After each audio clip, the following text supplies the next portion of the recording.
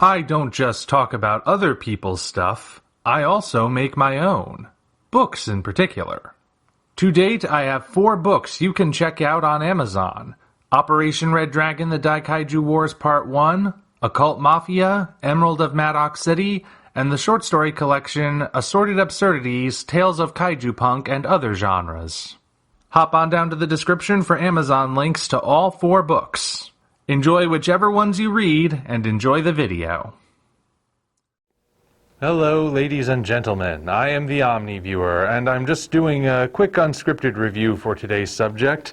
The Marvel Comics run on Ultraman, or at least its first run on it, entitled The Rise of Ultraman. I finally managed to get my hands on a trade of it, which has the first 5 issues, and I decided may as well share my thoughts. I've been looking at certain kaiju comics lately. Last comic review I did was of an IDW issue of Godzilla Rivals. It didn't turn out too well, so I have been hoping that this would turn out better, and I figured I'd share my thoughts. Now, the basic idea is that this is a reintroduction of Ultraman. It's Ultraman for a new audience, one that maybe hasn't seen the original series. But it's kind of going on that similar idea. It's the cast of the original series, similar premise, but with different elements taken from other later Ultra series. For example, we get teased very early on with the presence of Ultra 7 / Stan Moriboshi. The origins of the kaiju have more in common with later series like Ultraman 80, and, well, I think the most significant thing to note about this series is actually the fact that it really is a Marvel Comics version of Ultraman. Now, when I say that, I mean Marvel has a particular way of storytelling that goes all the way back to when it first really became a major contender in the comics industry. The idea was sort of that if DC had heroes who were paragons of virtue in a world of black and white morality, Marvel had heroes who were heavily flawed in a world where morality was black and light gray, and then the outlier was Captain America. So that was the basic idea. The heroes all had their flaws. Iron Man, he's a hero. He started out as an arms dealer, and he has a drinking problem. The Incredible Hulk, he technically fights the bad guys, but he doesn't really have any self-control when he's in full Hulk mode. Spider-Man, he has a whole bunch of personal issues that often get in the way of his ability to do superheroing. The Fantastic Four, they go on adventures, they fight bad guys, they bicker with each other constantly, and sometimes you wonder how they're going to resolve their issues in time to actually solve the problem. Things like that. So when I say that The Rise of Ultraman is a genuinely Marvel version of Ultraman, I'm talking about that. I'm not talking about, like, modern Marvel that's trying to skew everything to be about identity politics and making all sorts of decisions that are alienating the fan base and drawing from the movies but drawing all of the wrong things. No, this feels like classic Marvel applied to Ultraman, particularly when it comes to the Science Patrol.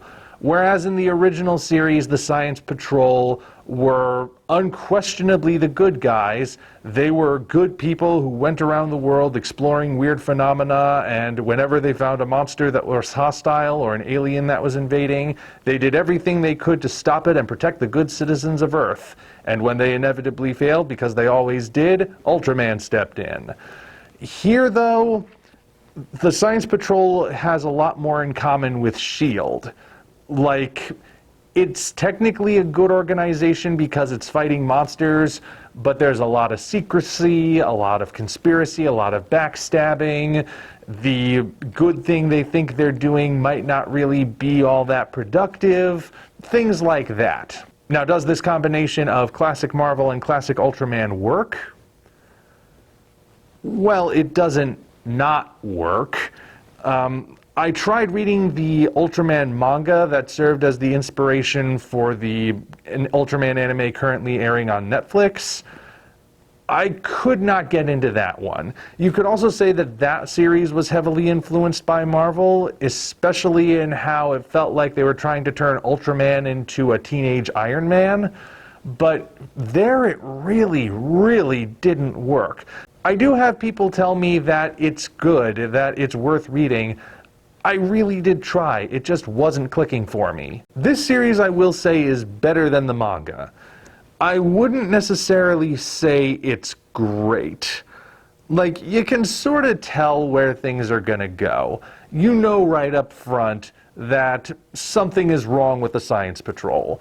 They're hiding something, they're not being completely upfront with what they're doing, and that secret is somehow going to come to light by the end of the book, and things are going to change somehow from there.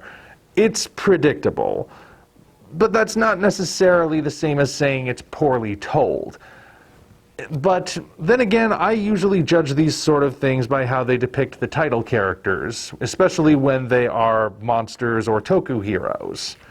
So, in an Ultraman story, we have two sides to that. We have the Kaiju, and we have the Ultras. So how did they fare? Now, I'm sure you've seen all of the different variant covers that have graced the front of each individual issue of this series, and how they feature displays of nearly every classic Ultra monster. The actual series Rise of Ultraman only really showcases a handful. The standouts are, I think the first Kaiju we encounter is meant to be Tesladon, or is it Telesdon? I think it's Tesladon. Ultraman's first major fight is against a very small version of Naranga, and of course the big battle at the end is with Bemular. But the Kaiju are changed from what they usually are. In the original Ultraman series, if you've seen it, you know that it had a wide variety of creatures. There were aliens, there were prehistoric entities, there were mythological beings, there were things that you don't even know what to call them or how to describe them, and then there was a monster that was literally just Godzilla with a big Elizabethan collar. But there was a wide variety of monsters. They came from all over the place. This felt like a world of possibilities where anything could happen. You could turn around a corner and make a new discovery that completely changed how you viewed the world.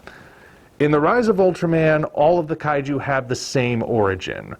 And that origin is that they basically are manifestations of negative human emotion.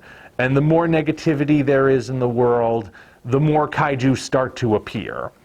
And like I said, that's not an alien concept to the Ultra series. I'm currently watching Ultraman 80, because I managed to get that on a DVD box set.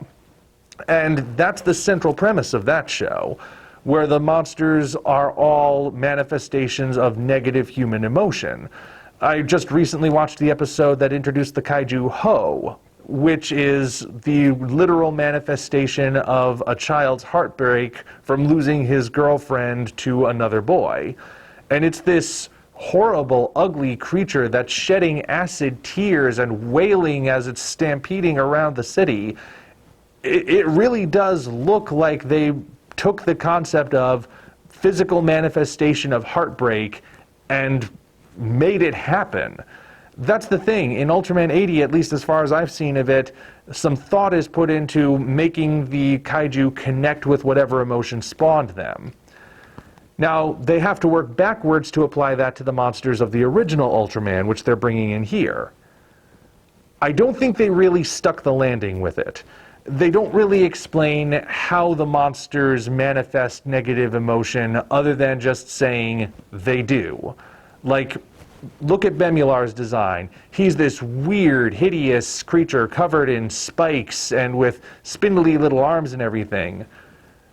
What emotion is he supposed to represent? I can think of some that he could. Maybe he represents anger, maybe he represents jealousy, bitterness, but we never really get an explanation of what he's meant to represent, if he's meant to represent anything in the comic. So, in the end, that aspect of the Rise of Ultraman really just feels like Pacific Rim. And as much as I love the original Pacific Rim, I have been worried that its influence was somehow going to work its way into other kaiju stories where people would think, oh, that's all we have to do. We have to rip off Pacific Rim and just say all the monsters come from one place and have a hero fight them. That doesn't really fit with the Ultra series. You can have them all come from the same place, but if you're going to do that, you have to put some real thought into making them distinct and making them actually represent something. And unfortunately, The Rise of Ultraman doesn't work in that regard. But what about Ultraman himself? I mean, Ultraman is the primary character, right? He's the reason that we read this. His is the name that graces the title. Does he work? I actually think he does. Towards the end of issue 1, Ultraman lands on Earth and the Science Patrol goes to investigate, along with Hayata, because Hayata is sort of the rebellious kid who doesn't play by the rules in this book, who flunked out of the tests, basically. He wasn't recruited for the Science Patrol, at least not yet. And he tags along because he still knows what they're doing, and he has his own technology to track monsters and anomalies and whatnot. So they go to where Ultraman's ship is. He starts emerging from the ship, they fire on him, and it forms a psychic bond with Shin Hayata. And this is the moment where I actually sat up and took notice and thought, okay, I think they do get it. Because he starts describing what he feels as this being enters his mind, and he says, I can see its thoughts, I can feel, it feels forgiveness. That's the moment when I thought, okay, if nothing else, they understand the title character. Because Ultraman is not just a hero who gets really big and then punches the monster. He was actually designed to be a Christ allegory. Eiji Tsuburaya converted to Catholicism after he got married, so that wasn't a coincidence. He is meant to be a Christ allegory. Think about the first episode when they meet. Shin Hayata is in a crash, he's dying, and the only way he survives is because this being of light gives up its own life to enter into him and bring him back and give him new life.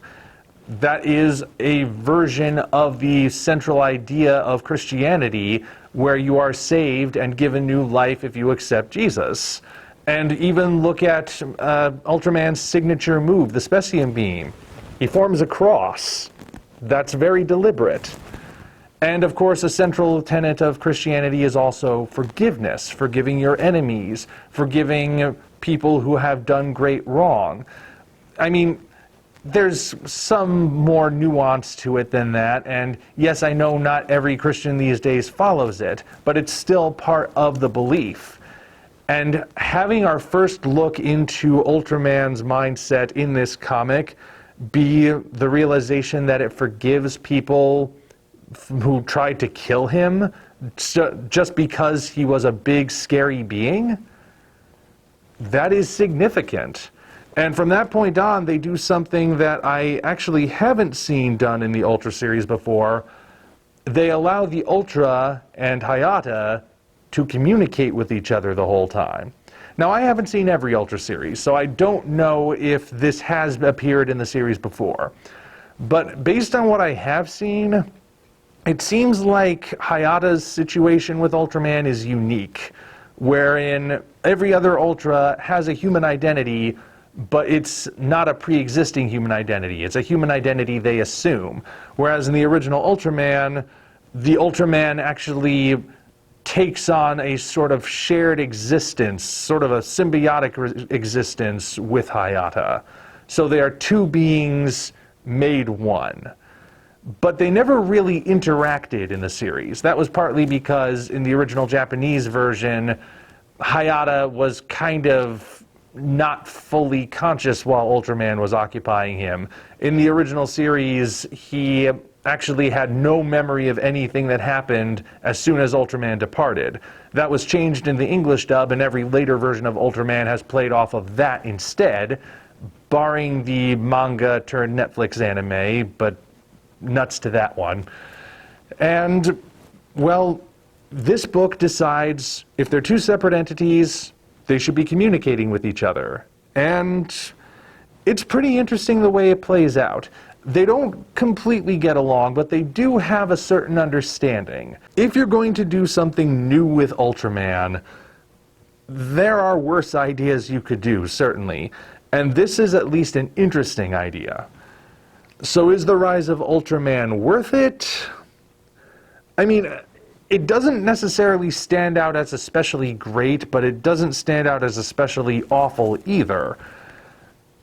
But it does get the central character, if nothing else. So I guess it's worth checking out if you're an Ultraman fan. I don't see this driving any longtime Ultraman fans away, nor do I see it giving the wrong impression to new Ultra fans. But in the end, it's not stellar. Don't go into this expecting one of the greatest comic books of all time. Go into it expecting what it would be like if Marvel had done an Ultraman story, which is exactly what it is. It's not great, it's not terrible. I would say it's pretty good. And I guess that's all I have to say at the moment. There you go. Those are my thoughts. Until such time as we meet again, this is the Omni Viewer signing off.